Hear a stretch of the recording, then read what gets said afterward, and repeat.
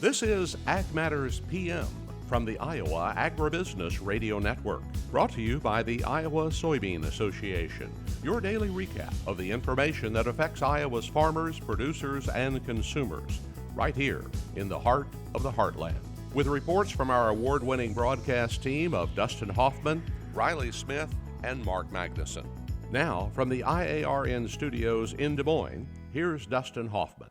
Good day, everyone, and welcome to Ag Matters PM from the Iowa Agribusiness Radio Network. I'm Dustin Huffman. Today is Wednesday, March the 29th, 2023. We're so glad you could join us. Coming up a little later on this show, we go in the cab with John Deere to talk about some of the new precision tools they're bringing to your cab in 2023. We'll also take a look at that ag weather outlook, but first, let's run down the markets.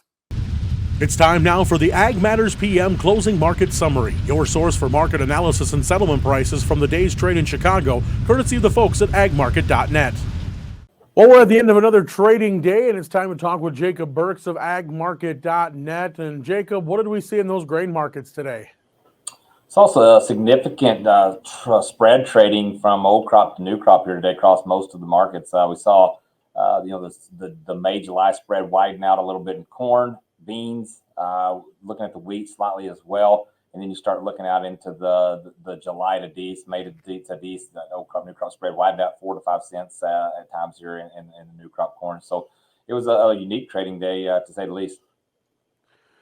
And it's been interesting. I mean, this morning we saw, corn and wheat were really skyrocketing. Soybeans kind of got pulled for the ride right at the end of the trade, and then right away they started off the morning trade lower again. I mean, what's been the story in that bean market? It weren't like greatly lower, but they were lower.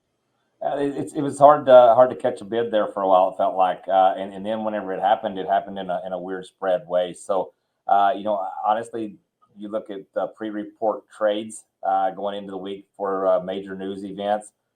There's a lot of times that this stuff's just unexpected can happen. I mean, just take a look at the charts there and beans in general. If you look out there at the new crop, we saw 13 days of downward. Now we've seen 4 days of positive, and couldn't finish the day positive here today. But it's just kind of a weird trade that was led mostly by this algorithmic trade. And when you start talking about computers trading things on different momentums and hitting different technical levels, it can cause things that can make you scratch your head a little bit every now and then and just question what's going on. But all in all, when you look at it, to see old crop up another 7 or 8 cents, we got some cash values out there that are moving. We're starting to see a little bit of cash move, and I think they're having to bid up for it. And I talked with a farmer earlier today, they feed cattle, so they do go through some soy meal, but they also, raise soybeans, and they're trying to figure out why soy meal is so high while soybeans are so low or have gone down. What's that kind of that correlation between the two, if you could explain that? Well, I mean, if you look at from a perspective of what we've seen this month, I mean, you've seen the whole complex come down. You've seen the soybean meal probably lead the way at times on the way down when we were in our big downdraft of the soybean meal. But it sounds a lot like a farmer to pay too much for feed, but not get enough for grain, and there is a lot to that. This bull market was led mostly in the soybeans by what's going on in the oil and the capacity that we talk about. But when you start talking about the lack of export opportunities that we usually have, and the potential to see us, catching up on some of the Argentina shortfalls this year, that's the main culprit of it. Now, where it balances out, where it ends up, how much more does this have to go? There's a lot of thought processes out there that we're about at that level. We've beaten that Argentina crop up enough. You're getting into some of the the Brazilian harvest going south to satisfy some of that need. So to answer his question, that is a good question. So there's not a good answer at times, but I do feel like you start to see that spread kind of move back around what soybean meal, what that whole crush has done, and I think that 4 days back, the soybeans have gained quite a bit on that right now. So I think there's not a good answer to that question all the time, Dustin. And speaking of, livestock, let's switch our attention there. I know we got the hogs and pigs report coming out here tomorrow, I believe. What are we expecting to see there? How are hogs looking, and what's the cattle market doing? The hog market, first of all, went down and met some technical numbers that the RSI became very oversold. We had some momentum factors that really gave us a big boost here the last couple of days. And then now we've kind of trickled back down here in the last 2 trading sessions. So hogs have put a pretty ugly performance up in the last 2 days, and it did not sustain that rally that it had started. But when you look at the cold storage numbers, and you look at what type of cuts are moving and going into this Easter season, there was a little bit more hope on demand side of it, and it just hasn't sustained that, if you will. Live cattle numbers, we saw cash move back up here a little bit in the middle of this week. You're seeing that demand side on our higher quality choice cuts, start to continue to pull back and get into that 280 range. Probably $5 or $6 off of what we were last week, and you're starting to see some of these, the cheaper the choice, rally. So that spread stayed pretty narrow. But fundamentally, we've talked a lot about the ability on the supply side can really sustain a huge rally here, and it's set up to be very explosive as long as that demand stays strong. And so, today being 50, 60, 70 higher, I thought this was a very good trade for the cattle. We went back up and poked our head towards that 160 level in June. That's got almost 75% of that retracement level from our fallback at the beginning of the March month.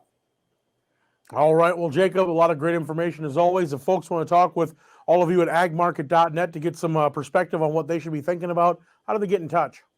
Just give us a look there on our agmarket.net website. Take a look at our 30-day free trial of our agmarket.net intel, and we'll love to set you up. You can also reach us here at 608-384-5438.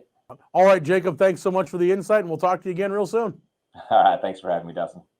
And that's been Jacob Burks of agmarket.net. Let's go ahead and run down those closing numbers for you. That's courtesy of the folks at Bar Chart. May corn was up 3 1/4 at 650.5. December new crop down 1 3/4 at 570.5.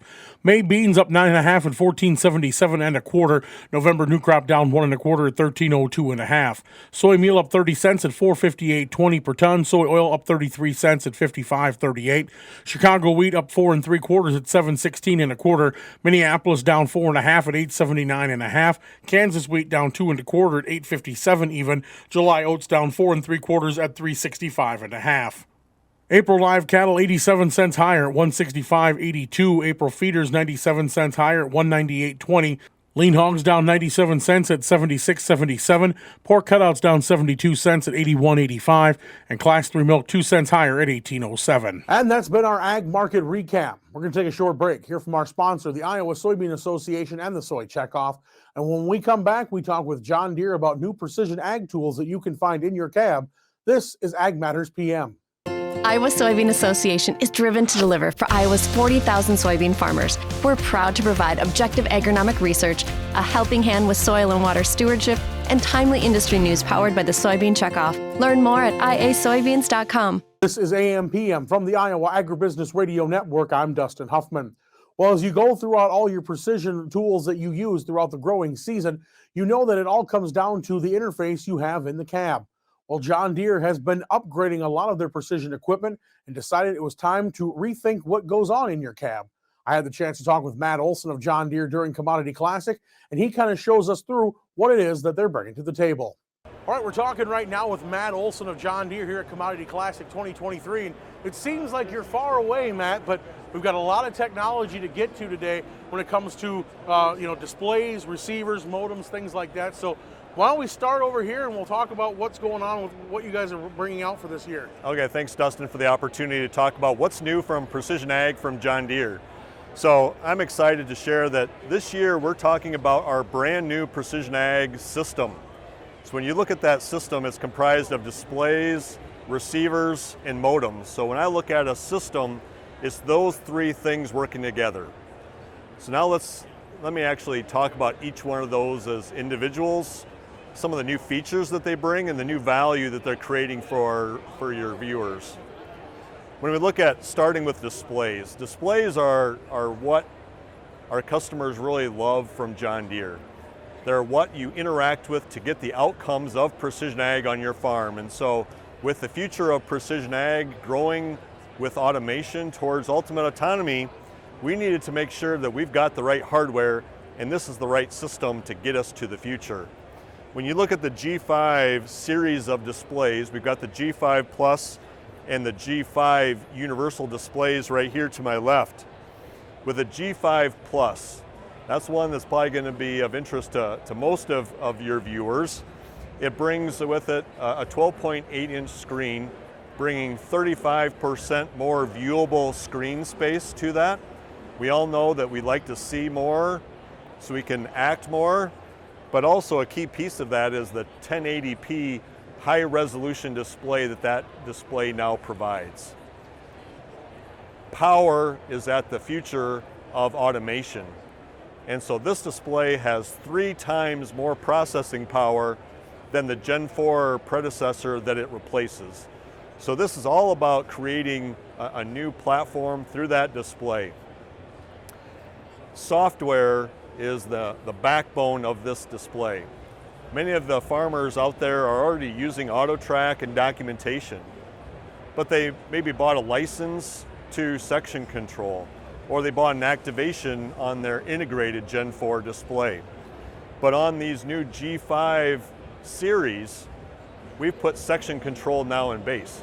So this display comes from the factory, already loaded and included with documentation, section control, and AutoTrack.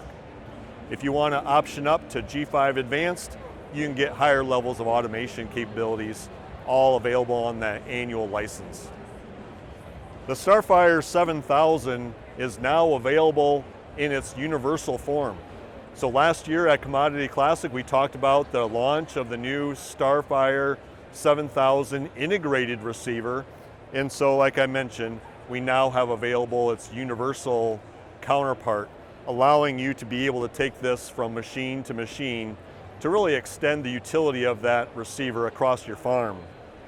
A couple of stats that I'd like to share with you are a 73% reduction in pull-in time when you're looking to get going in the field. That allows you to be able to get that high accuracy signal that you're needing on your farm and be able to get to work faster. I mentioned that high accuracy signal. We've had RTK since 2000, but now we're on our evolution where we now have Starfire based RTK. So that means no matter where you're at in the world, you have that highly accurate, highly repeatable signal wherever you are, and you no longer have to consider dealing with base stations on the various farms across the expanse of your farms. The last piece, but not least, and really growing importance, is around our modem technology. So we have 2 brand new modems that we've shared with the market, the R and the M. So there's 2 spec levels, R are premium and M is the more mid-spec, offering a choice for farmers relative to what are their needs from a telematics, location, data transfer perspective on your farm. The R modem is more likely the modem that you're seeing on the equipment that you already have, capable of wireless data transfer, remote support, but then also looking at the new M modem that also allows you to be able to put this connection on not only John Deere equipment, but older equipment of any brand or any vehicle.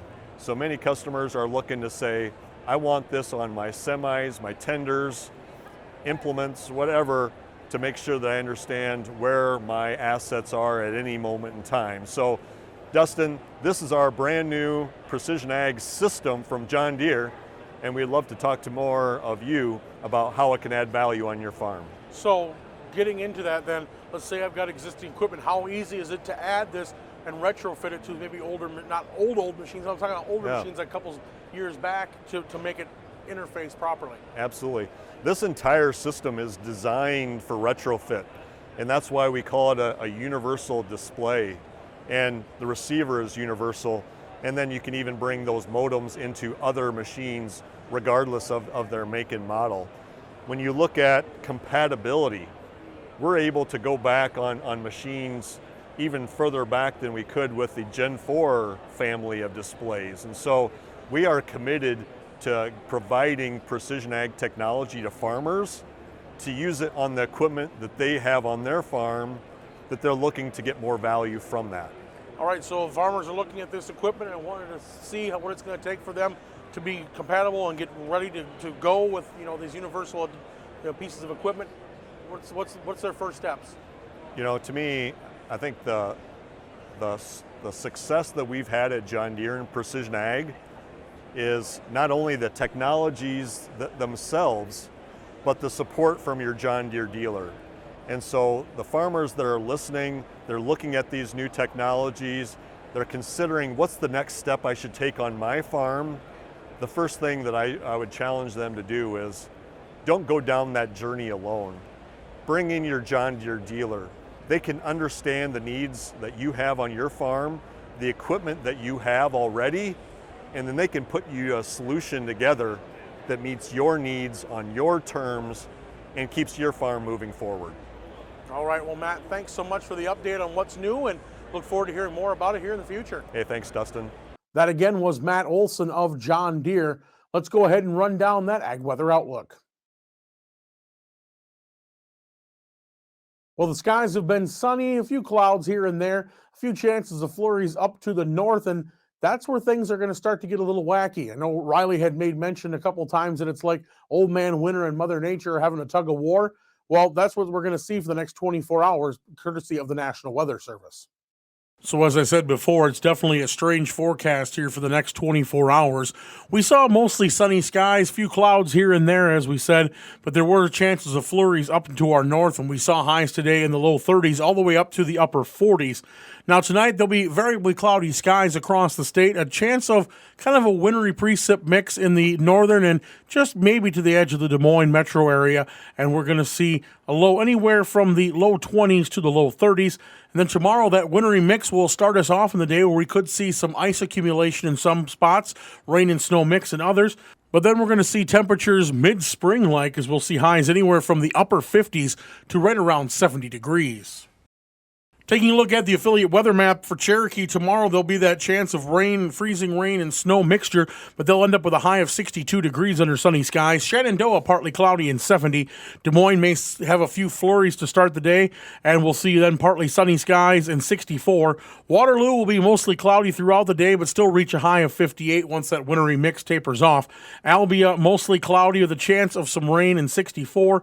Clinton, 57 with mostly cloudy skies. For more detailed forecasts in your area, tune to your local Iowa Agribusiness Radio Network affiliate. And that's been your Ag Weather Outlook. And with that, we're at the end of today's show. You can find all our content online at iowaagnet.com. You can follow us on Facebook, Twitter, LinkedIn, TikTok, and on our YouTube channel. And while you're there, don't forget to subscribe and hit your bell icon so you're notified anytime we put out a new video project.